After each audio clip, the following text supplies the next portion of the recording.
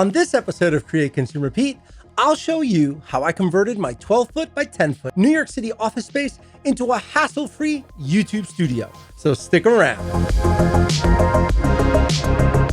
If you're a longtime subscriber to this channel, you already know that I live in a small New York City apartment and that every single one of my episodes has been shot by setting up equipment, shooting, and breaking down after I finish filming, which is not only extremely time-consuming, it's inconvenient to my fiance and our dog, since we have to contend with C-stands, lights, and cables littering our living space.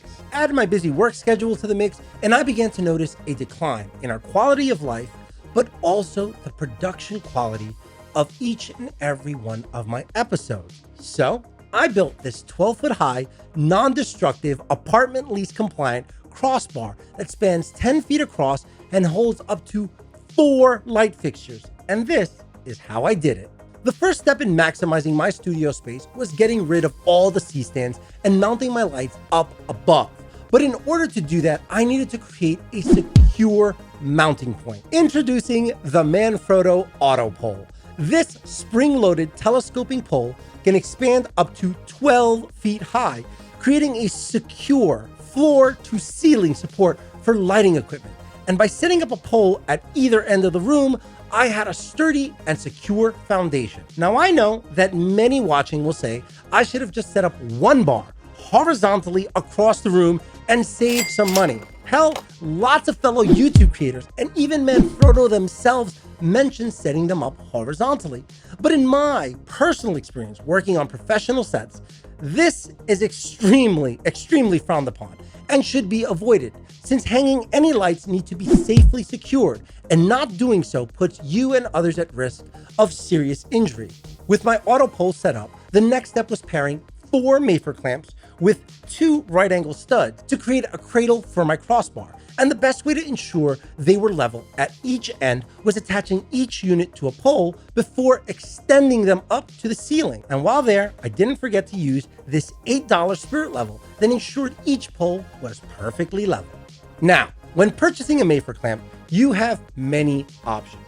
You can pick up a super Mafer clamp like this one right here, a double Mafer, which I don't own since I opted to make my own by using that right angle stud from before, because it gives me a little bit more flexibility, or you can go with a Mafer clamp with adjustable handle, just like this. Now, I personally opted for the traditional super Mafer from Matthews because of its build quality and, more importantly, its flexibility, since it allowed me to get right up against the wall and ensure the crossbar would rest inside the closed end of the jaws, guaranteeing my crossbar wouldn't fall on my head if the Mafer failed. And for those that will inevitably comment that the adjustable handle is easier to tighten, well, all I have to say to you is invest in a wrench. The next step was attaching the crossbar. And here again, I had many options. So I opted for 1¼ inch speed rail since it's standard grip equipment. Sadly, the shipping cost for a 10-foot segment from Film Tools was cost prohibitive. So I ordered a 6-foot and a 4-foot, then paired them with this Matthews 1¼ connector, giving me a perfect 10-foot crossbar. Lights. With the crossbar up and tightly secured, I moved on to attaching and securing my lights. Here, I decided to go full-on aperture with a 300D Mark II, a 120D Mark II, and a Lightstorm 60X, with a Light Dome Mini 2 attached to both the 300 and 120 to diffuse the light. Now, in order to attach these lights, I used a combination of 2 Matthews baby grid clamps similar to the one in my hand. The only difference being this is the Big Ben version. And for the Lightstorm, I employed a Matthews Mafer clamp with 5/8 pin since it's pretty lightweight. Once connected to the crossbar, I secured the lights with Matthews safety cable. This is extremely important. Skipping this step would be willfully foolish. With both the crossbar and lights up, the last step was attaching power and snaking cables. And here again, I relied on a Mafer clamp, but this time I paired it with a U-hook to hang control boxes and cables. Once connected to power, I snaked and secured all the cables with Velcro strips. My favorite. Once my lights were off the ground, in the air, and properly positioned for each setup, I turned to the Sidus app, running off my iPad to remotely control my lights, with the exception of the 120D Mark II. For that fixture, I would have to use a remote since it doesn't support the Sidus app. But wait, you said 4 lights. That's right, I did. And here's where I got creative. By using my leftover safety cables, I was able to horizontally mount an Astera Titan tube, granting me 4 setups. You're welcome. Setup 1 uses the 120D as a key when I'm seated in front of my vinyl figures.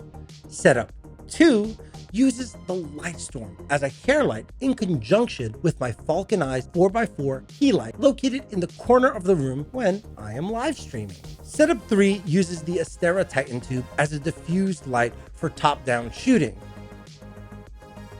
And setup 4 is this shot, with the 300D acting as a key light, Falconized as a hair light, and an Astera Titan tube lighting up the wall behind me.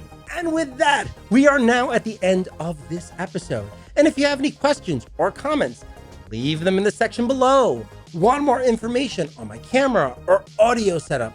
Then check out my other videos. And more importantly, don't forget to hit that like and subscribe and bell. It keeps you informed when I drop a new episode and helps this channel keep growing, which in turn helps more people learn about production.